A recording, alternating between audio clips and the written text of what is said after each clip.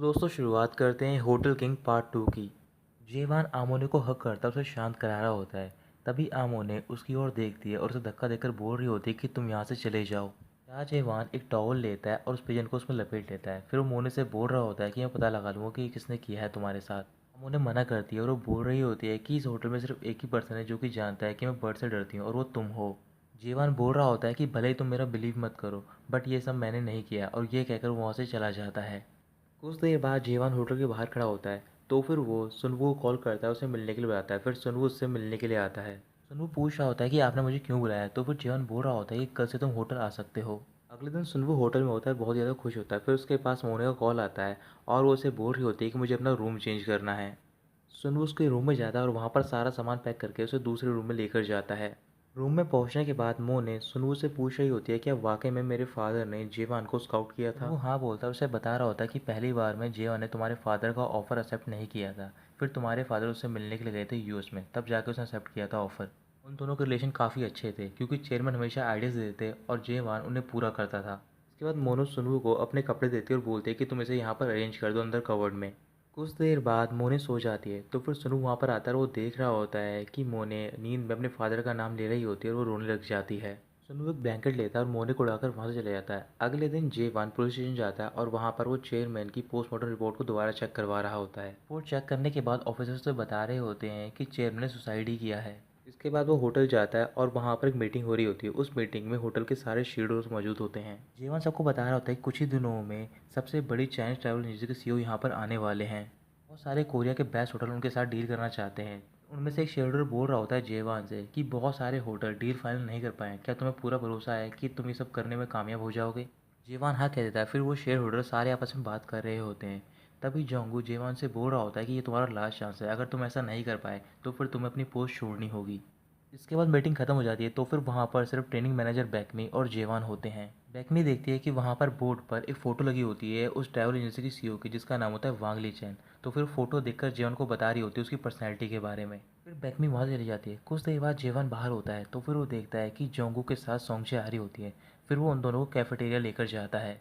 वहीं पास में से मोने गुजर रही होती है और वो उन तीनों को देख लेती है। वो तीनों कैफेटेरिया में होते हैं। तो फिर जोंगू सोंगचे से बोल रहा होता है कि जेवन बहुत ही टैलेंटेड मैन है और जो चेयरमैन थे वो इसे बहुत ज़्यादा चेरिश करते थे। सोंगचे बोलते हैं कि ये सब मुझे पता है क्योंकि मैंने जेवन के कई सारे इंटरव्यूज़ पढ़े हैं। इधर मोने होटल में बहुत सारे डॉग्स को लेकर आती है। तो फिर जो वहाँ पर स्टाफ होते हैं उसे मना कर रहे होते हैं, बट मोने बोलती है कि ये मेरा होटल है, मुझे कोई भी नहीं रोक सकता है। कैफेटेरिया में सोंगचे जोंगू को बता रही होती है अपने कॉलेज का नाम।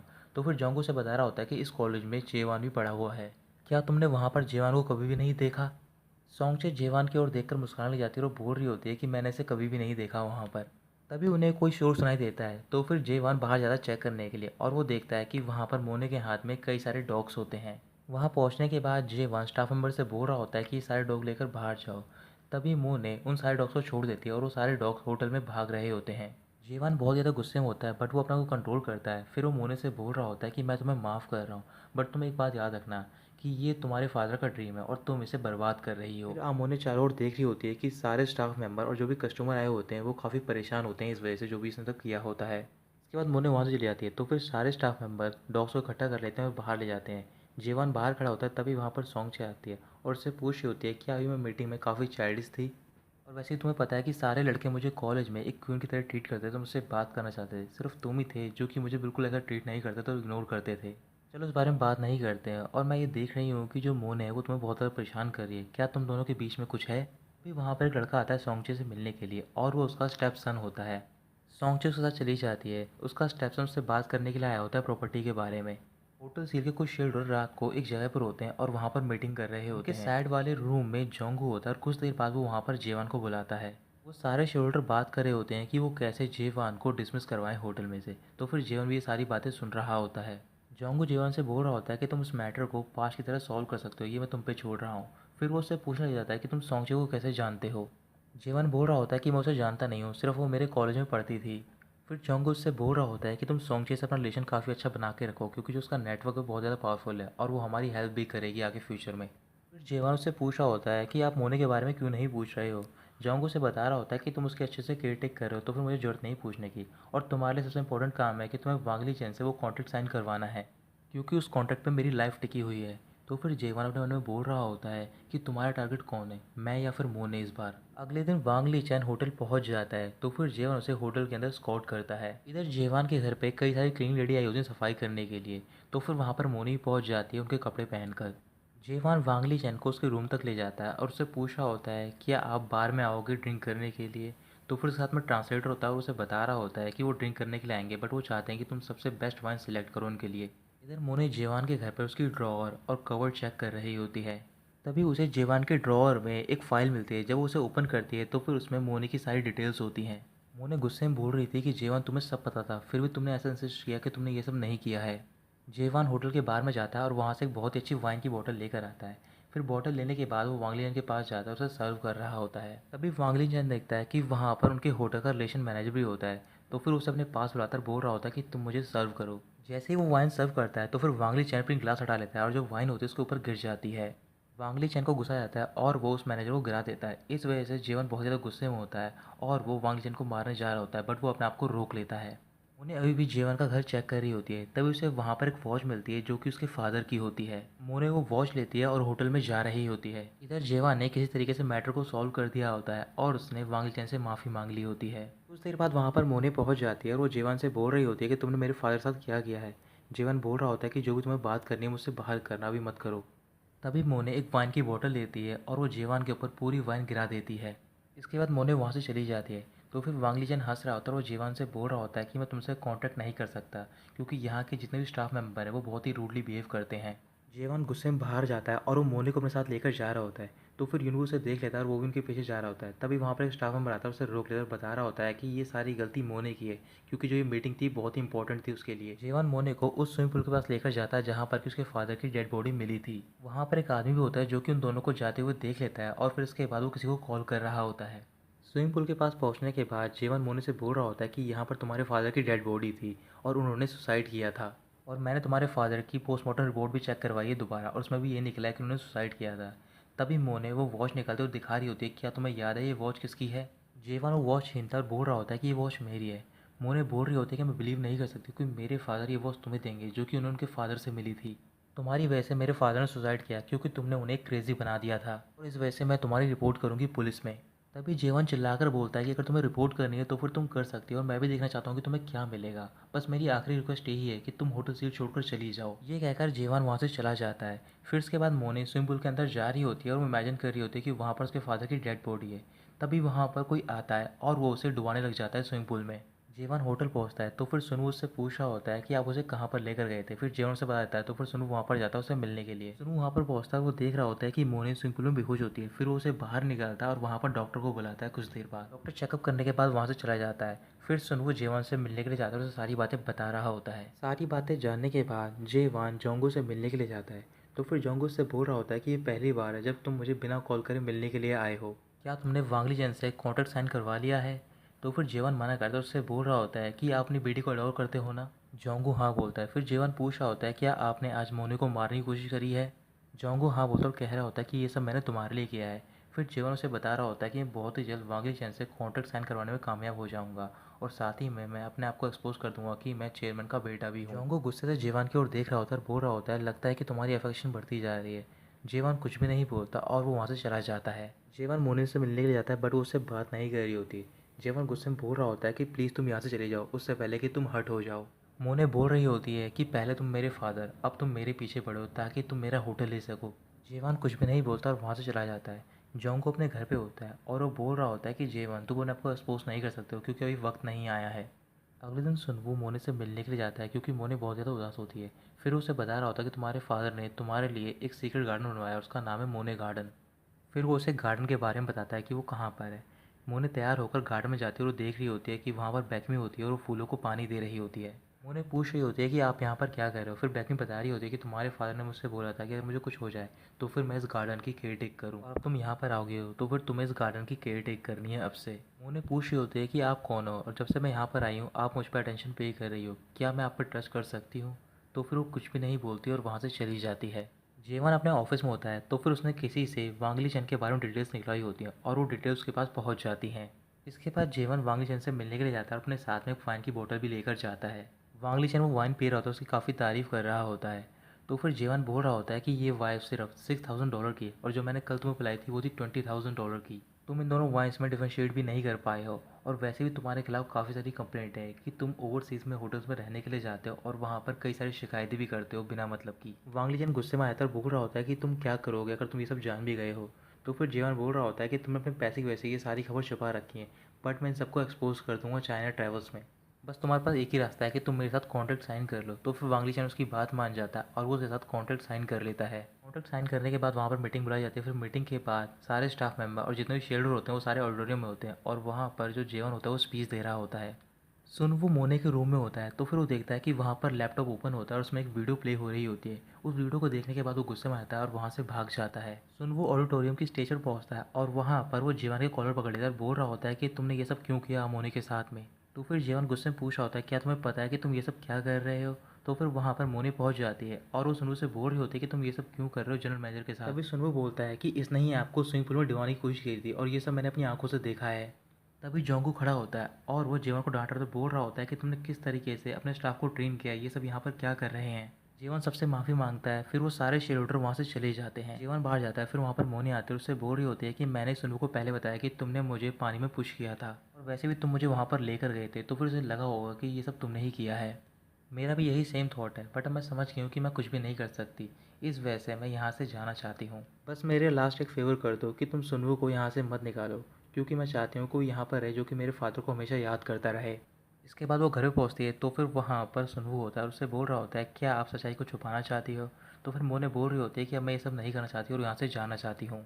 बस तुम मेरी हेल्प करो कि मैं चुपचाप यहाँ से चली जाऊँ। तो फिर सुनवू उसकी बात मान जाता है। इसके बाद सुनवू जेवान से मिलने के लिए जाता है और वो उससे माफ़ी मांग रहा होता है। जेवान बोल रहा होता है क्या तुम्हें पता है कि तुमने क्या किया है, तुमने सबके सामने मेरा कॉलर पकड़ा है, इस वजह से जितने भी स्टाफ मेंबर है वो सारे बदनाम हो रहे हैं। मुझे नहीं पता कि तुम मोने की इतनी केयरटेक क्यों करते हो। सुनवू बोल रहा होता है कि वो बहुत ही इंपॉर्टेंट गेस्ट है हमारे लिए और साथ ही में वो हमारे होटल की हायर्स भी है। बट जेवान सुनवू को वहाँ से बाहर जाने के लिए बोल रहा होता है। सुनवू बाहर नहीं जाता और उससे बोल रहा होता है कि मैं मोने से प्यार करता हूँ, इस वजह से मैंने गुस्से में ये सब कर दिया। फिर जेवान बोल रहा होता है कि तुम होटल आ सकते हो बट तुम्हारी 3 महीने की पेमेंट को काट दिया जाएगा।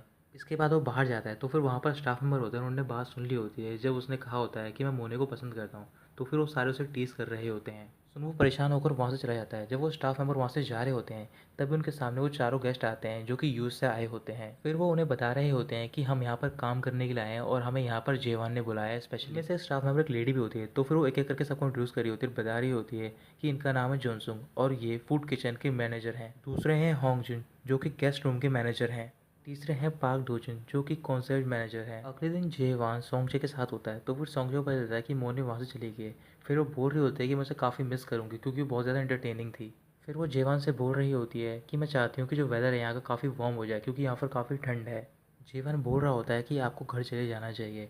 तो फिर सोंगचे मना करती है और बोल रही होती है कि मैं घर नहीं जाना चाहती, बल्कि मैं तुम्हारे साथ एक डेट पर जाना चाहती हूँ।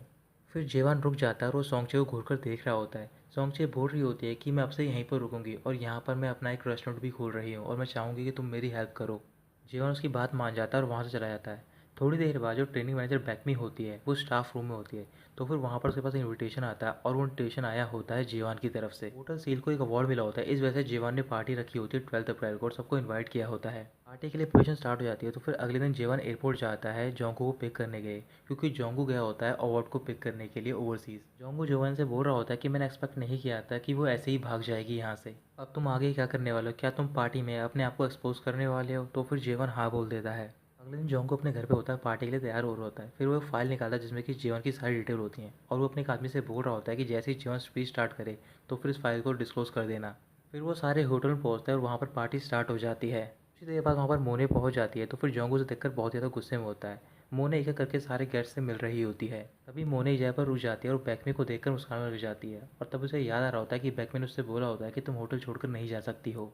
जेवान ये सब देख लेता है। फिर कुछ देर बाद बैकमी बाहर होती है। जेवन वहाँ पर पहुँचता है और उसे रोककर पूछ रहा होता है कि कुछ दिनों पहले आमोने एक स्पॉइल्ड ब्राट की तरह बिहेव कर रही थी और कुछ ही दिनों में वो ऐसी ट्रांसफॉर्म हो गई है, क्या इससे आपको कुछ लेना देना है। तो फिर बैकमी बोल रही होती है मुझे नहीं पता कि तुम ऐसा क्यों सोच रहे हो, बट मेरा इसमें कोई भी हाथ नहीं है। इसके बाद जेवन हॉल में जाता है और वहाँ पर वो एक अनाउंसमेंट करने जा रहा होता है। तभी मोने वहाँ पर स्टेज पर आती और बोल रही होती है कि मैं अपने आप को इंट्रोड्यूस करना चाहती हूँ। फिर मोने अपने आप को इंट्रोड्यूस करती है और सबसे बोल रही होती है कि मैं अपने आप को सीईओ के कैंडिडेट के लिए दावेदार मान रही हूँ। तभी जोंगू मोने से बोल रहा होता है कि हम इस बारे में बाद में बात कर सकते हैं। मोने मना करती है और बोल रही होती है कि मेरे फादर ने मरने से पहले मुझसे कहा था कि मुझे किसी भी ट्रस्ट नहीं करना है। अभी वो टैबलेट का पैकेट निकालती है और बोल रही होती है कि मेरे फादर को डिप्रेशन थी भी नहीं, फिर भी वो सारी टैबलेट ले रहे थे, इस वजह से उनकी हालत और भी ज़्यादा ख़राब हो गई थी और मेरे फादर ने सुसाइड नहीं किया था। और ये कहकर वो बाहर चली जाती है। जोंगू जेवान के पास जाकर उससे बोल रहा होता है कि तुम्हें कुछ भी करके मोने को यहाँ से बाहर निकालना होगा। मोने अपने रूम में होती है, फिर जेवान वहाँ पर पहुँचता है और उसे पैकेट देकर बोल रहा होता है कि तुम मुझे एक्सप्लेन करो कि ये सब क्या है। मोने बोल रही होती है कि ये सारी टैबलेट मुझे अपने फादर के ऑफिस में से मिली है और उन्हें सबको छुपा के रखा था। ये सारी टैबलेट डिप्रेशन के लिए, बट मेरे फादर को डिप्रेशन थी भी नहीं। जीवन बोल रहा होता है क्या तुम ये सब इस वजह से कर रही हो क्योंकि तुम्हें लग रहा है तुम्हारे फादर ने सुसाइड नहीं किया है? तुम्हें क्या लगता है कि तुम्हारे जोक पे सारे लोग बिलीव करेंगे? तुम्हारे फादर ने सुसाइड किया और ये बात चेंज नहीं होगी। तभी मोने गुस्से में आकर जीवान को चांटा मार देती है और वो रोने लग जाती है। फिर वो जीवान से बोल रही होती है क्या तुम पागल हो गए हो, क्योंकि कोई भी बेटी अपनी फादर की डेथ के बारे में मजाक नहीं करेगी। वो उसके सामने अपने लैपटॉप में एक वीडियो प्ले करती है जिसमें कि एक आदमी मोने को स्विमिंग पूल में डुबा रहा होता है और उस आदमी ने सेम कपड़े पहन रखे होते हैं जीवान की तरह, बट उसमें उस आदमी का चेहरा नहीं दिख रहा होता। तो फिर मोने बोल रही होती है कि जब मैं सारी चीज़ें एक्सपोज कर दूंगी तो फिर मैं तुम्हें भी एक्सपोज करूंगी। अब तुम्हें डर लग रहा होगा वीडियो देखने के बाद। फिर जीवन गुस्से में बोल रहा होता है कि चलो इसे एंड तक ले जाते हैं और देखते हैं कि सच्चाई क्या है। जीवन अपने ऑफिस में पहुंचता है और वो याद कर रहा होता है कि जो उसके चेयरमैन के डॉक्टर होते हैं उन्होंने ये दवाई सजेस्ट की होती है चेयरमैन के लिए। फिर तभी वो डॉक्टर क्लिनिक को कॉल करते से पता चलता है कि डॉक्टर कुछ महीनों से बाहर गए हैं। इसके बाद जीवन बाहर जाता है और वहाँ पर चासवान से मिल रहा होता है। उससे बोल रहा होता है कि अब से तुम मोने की केयर टेक करोगी और तुम्हें ध्यान रखना है कि वो किसी रिपोर्टर या फिर एग्जीक्यूटिव से ना मिल पाए। इसके बाद चासवान मोने से मिलने के लिए जाते उसे बता रही होती है कि अब से मैं आपको 24 घंटे सर्विस प्रोवाइड करूँगी। मोने मुस्कुरा रही होती है और बोल रही होती है कि तुम्हें यहाँ पर जीवन ने भेजा है ताकि तुम मुझे मोटिव कर सको, बट मैं नहीं चाहती हूँ कि तुम यहाँ पर रहो, तुम यहाँ से चली जाओ। बट चासवान उसकी बात नहीं मानती। जीवन अपने घर जा रहा होता है तभी उसे रास्ते में वही डॉक्टर दिखाई देता है। फिर वो डॉक्टर का पीछा करता है और वो देखता है कि वो डॉक्टर होटल में रह रहा होता है। फिर जीवन रूम में पहुंचता है तो फिर डॉक्टर बोल रहा होता है कि जो भी तुम फाइंड करने की कोशिश कर रहे हो तुम उसे फाइंड नहीं कर पाओगे, और वैसे ही मैं जोंगू की वजह से यहाँ पर रह रहा हूँ ताकि मैं सारी मुसीबतों को अवॉइड कर सकूँ। जीवन बोल रहा होता है कि मैं सिर्फ एक ही क्वेश्चन पूछूंगा कि आप हॉस्पिटल नहीं जा रहे हो ना ही अपने घर पे, तो फिर आप यहाँ पर छुपे हुए क्यों हो? डॉक्टर बोल रहा होता है क्या तुम जोंगू के साथ नहीं हो? तो फिर जीवन बोल रहा होता है कि मैं सिर्फ सच जानना चाहता हूँ, क्या वाकई में ये सच है कि चेयरमैन ने सुसाइड नहीं किया था बल्कि तुमने और वाइस चेयरमैन यानी कि जोंगू ने मिलकर उन्हें मार डाला? तभी वो डॉक्टर कांपना स्टार्ट कर देता है और बोल रहा होता है कि मैंने ही जानबूझकर नहीं किया और मैंने एक्सपेक्ट नहीं किया था कि वो सुसाइड कर लेंगे सब चीज़ों से तंग आकर। जीवन गुस्से से वहाँ से जा रहा होता है तभी डॉक्टर उसे रोक लेकर बोल रहा होता है कि मुझे जैसा जंगू ने कहा मैंने वैसा ही किया। जीवन गुस्से में डॉक्टर को कॉलर पकड़ लेता है। फिर वो डॉक्टर बोल रहा होता है कि प्लीज़ तुम मेरी जान बचा लो। जीवन बोल रहा होता है कि तुमने पैसों के लिए अपने फ्रेंड का मर्डर कर दिया और तुम चाहते हो कि मैं तुम्हें बचा लूँ। डॉक्टर बोल रहा होता है कि मैं इस चीज़ में अकेला नहीं फंसूंगा बल्कि तुम भी फंसोगे क्योंकि तुमने ही वो मेडिसिन हर रोज़ चेयरमैन को खिलाई थी। तुम अपनी जॉब को लेकर इतने ज़्यादा सीरियस थे कि तुमने मेडिसिन पे ध्यान भी नहीं दिया। और मैं चाहता हूँ कि तुम मोने को ये सब जानने से रोको क्योंकि तुम जानते हो कि जोंगू कितना ईवल है और वो भी अकेला नहीं मरेगा, वो हम सबको साथ में लेकर ही मरेगा। जेवान वहाँ से चले जाता है। फिर वो बीच रास्ते में अपनी कार रोकता है और वहाँ पर उसे वॉमिटिंग होने लग जाती है। जेवान चिल्लाना स्टार्ट कर देता है और उसे याद आ रहा होता है कि उसने ही चेयरमैन को मेडिसिन खिलाई थी।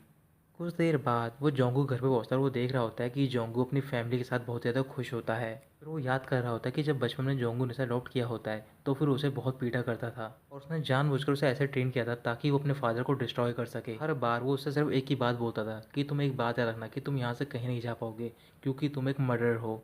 जेवान वहाँ से चला जाता है। फिर वो होटल के उस गार्डन में जाता है जो कि मोने का गार्डन होता है। फिर वो देख रहा होता है कि वहाँ पर मोने बैठी होती है और फ्लावर से बात कर रही होती है। जेवान मोने की तरफ देख रहा होता है। फिर मोने उससे पूछ रही होती है कि तुम यहाँ पर क्या कर रहे हो और तुम मेरी तरफ ऐसे क्यों देख रहे हो? मोने वहाँ से जा रही होती है तभी जेवान उसे पकड़ लेता है। फिर मोने उसे अपने आप से दूर करते हुए बोल रही होती है कि आज के बाद तुम मुझे टच मत करना और ना ही मेरे होटल को, क्योंकि मैं नहीं चाहती हूँ कि तुम आगे फ्यूचर में मुझे कंट्रोल करो। बट तभी अचानक से जेवान मोने को हक कर लेता है।